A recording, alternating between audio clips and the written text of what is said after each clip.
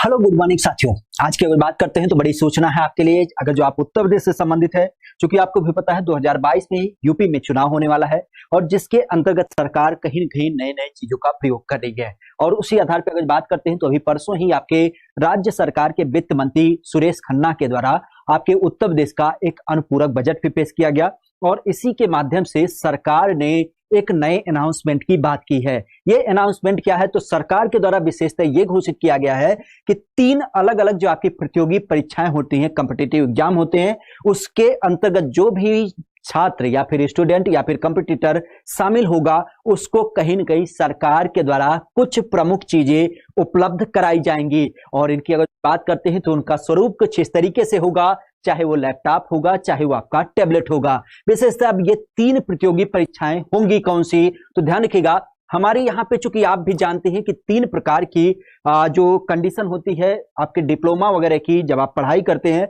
तो उस संदर्भ में एक परीक्षा होती है आपके स्नातक की, ग्रेजुएशन की जब बात करते हैं। दूसरा होता है डिप्लोमा, जैसे आपने ग्रेजुएशन नहीं किया, एकेडमिक पढ़ाई नहीं की है, लेकिन किसी अंतर्गत कह सकते हो किसी कोर्स के अंतर्गत आपने डिप्लोमा हासिल किया है। और डिप्लोमा के अलावा अगर बात करते हैं तो बहुत सारे ऐसे बच्चे होते हैं जो कहीं न कहीं परा स्नातक की पढ़ाई करते हैं। तो इन तीनों कोर्सेज के अंतर्गत जो भी व्यक्ति क्या होगा, इनरोल कराएगा खुद को पढ़ाई लिखाई के लिए, तो उन व्यक्तियों के लिए सरकार ने यह घोषित किया है कि आने वाले समय में हम प्रमुखता से क्या करेंगे, यहां पे अपने उत्तर प्रदेश में लगभग 1 करोड़ छात्रों को, पुनः ध्यान रखिएगा, आपके प्रदेश के लगभग 1 करोड़ छात्रों को या फिर 1 करोड़ युवाओं को लैपटॉप और लैपटॉप के अलावा हो सकता हो आपका स्मार्टफोन। ठीक है, तो 2 चीजें ध्यान रखिएगा, या तो लैपटॉप होगा या फिर आपका यहां पे टैबलेट होगा या फिर स्मार्टफोन होगा। अभी यह सुनिश्चित नहीं है, लेकिन यह जरूर सुनिश्चित है कि आने वाले दिनों में 1 करोड़ लोगों को, पुनः ध्यान रखिएगा,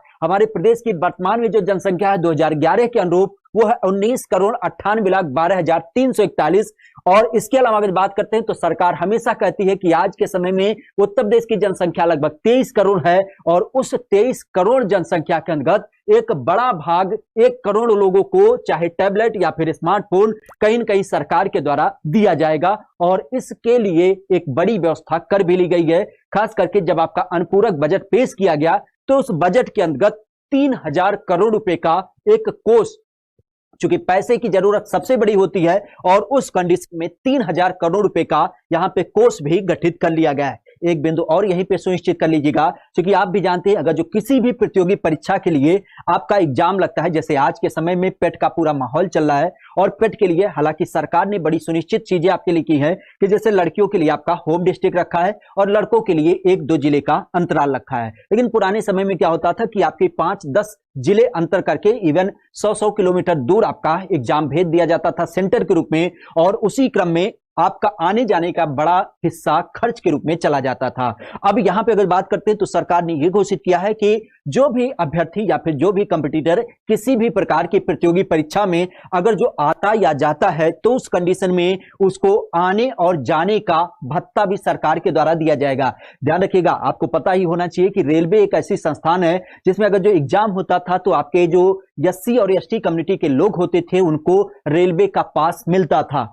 यह केवल उन लोगों के लिए उपलब्ध था। लेकिन उत्तर प्रदेश सरकार ने यह सुनिश्चित किया है कि आने वाले दिनों में जितने भी प्रतियोगी परीक्षा से संबंधित आपके एग्जाम होंगे उस संदर्भ में सभी छात्रों को कहीं न कहीं क्या होगा, उस संदर्भ में भत्ता दिया जाएगा। अर्थात जितनी आपकी किराए की धनराशि होगी वो आपको कहीं न कहीं पुनः आपको वापस मिलेगी। तो एक बड़ी सूचना थी, खास करके आप भी जानते हैं, तो हो सकता हो कि आने वाले दिनों में इसके बारे में पूरा प्रोसीजर बताया जाए कि किस तरीके से सरकार आपके लिए पूरी रास्ते की जो कह सकते हो कड़ी होगी उसको सुनिश्चित करेगी कि आखिर आपका ये जो 1 करोड़ का लक्ष्य है टैबलेट या फिर स्मार्टफोन बांटने का, तो वो कैसे कैसे किस प्रकार से प्राप्त होगा। इन सारी सूचनाओं को आने वाले दिनों में हम आपके साथ शेयर करेंगे कि किस